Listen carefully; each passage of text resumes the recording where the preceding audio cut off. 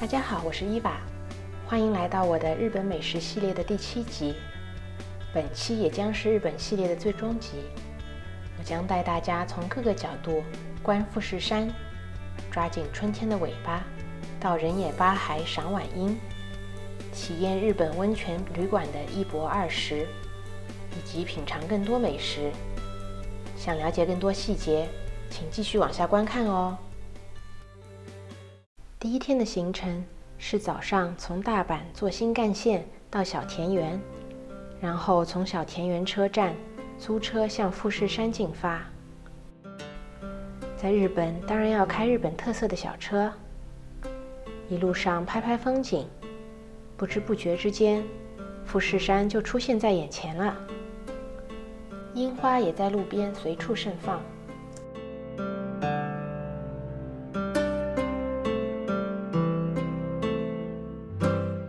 中午时分，先解决民生大事，到河口湖的不动茶屋北本店吃当地料理。店内装潢和布置都非常本土风格，博托类似素微面，用本地时蔬与有嚼劲的手工粗面条一起炖煮，面汤中可以尝到蔬菜的鲜甜味。2个人点一份博托，一份稻荷寿司，一份内脏煮，再配1碗白饭，就是一餐美味。吃饱喝足之后，我们就直接去酒店入住了。由于出发前不知道河口湖边的温泉旅店那么紧俏，等预定的时候，有富士山景的房间都已经订满了。不过从我们入住酒店的屋顶，还是可以看到远处的富士山。酒店的具体开箱也会放在番外篇中。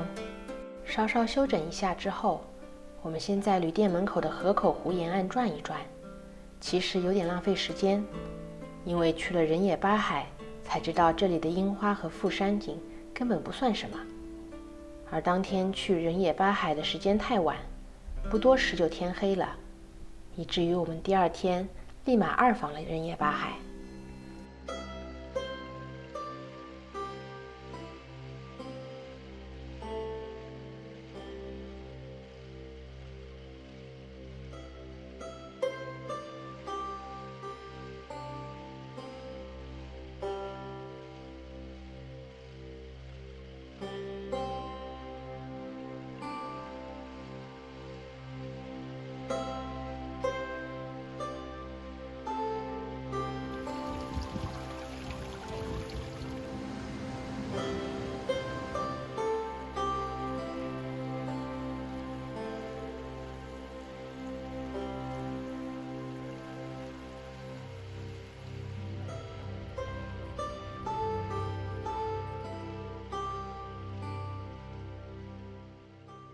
几年前在另一家温泉旅店的餐食令我至今念念不忘，所以这次也特地订了这家温泉旅店的1日2餐。天黑后，我们赶回酒店，准备享用期待已久的日式传统晚餐。可能是期待过高，这家旅店提供的餐食并不尽如人意。要承认的是，每天的早餐和晚餐都非常丰富，摆盘也很漂亮，但味道真是很一般，让这2周被各种日式美食养刁了胃口的我们有点小失望。晚餐后回到房间，床铺已经准备好了，明天有更美的风景等着我们，大家晚安啦。第2天还是一个风和日丽的大晴天，早饭后再登上屋顶，远眺了一下河口湖和富士山后，我们向今天的第1个景点浅间神社的摇拜所出发。租车的优势就是能自己决定路线和行程，但大家也要遵守当地的交通规则，小心驾驶，因为日本是左行的哦。这个可以遥遥望向富士山的红色鸟居是个收费景点，拍照也需要排队，也有时间限制。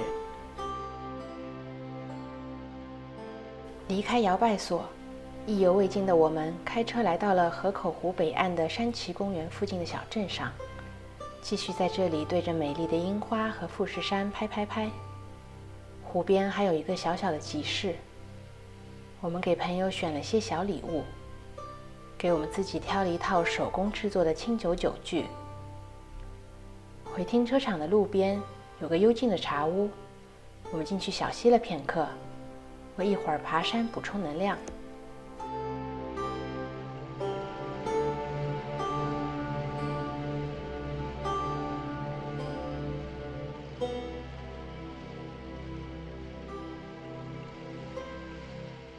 下一站就是新仓山浅间公园的钟灵塔，来这边的游客不少，找停车位也花了不少时间。上山后发现此时的云层聚集了起来，富士山顶时隐时现，光线也不尽如人意，加上观景台游人不断，我们带着遗憾匆匆地离开了。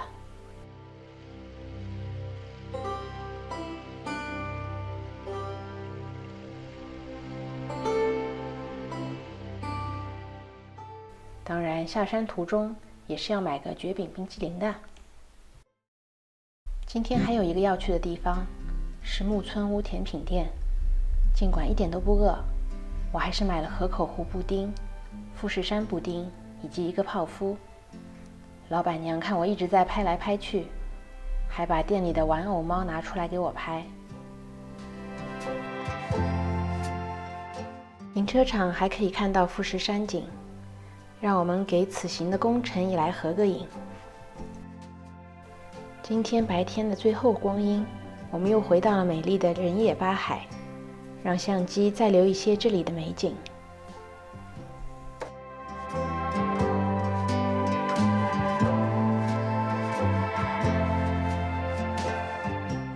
在夕阳西下前回到酒店，富士山终于取下了它的面纱。再近一点。今天要离开了，入住温泉酒店，怎么能不泡一下温泉？趁清早没人，我带大家看一下这家旅店的温泉。这里还能边泡澡边继续欣赏富士山呢。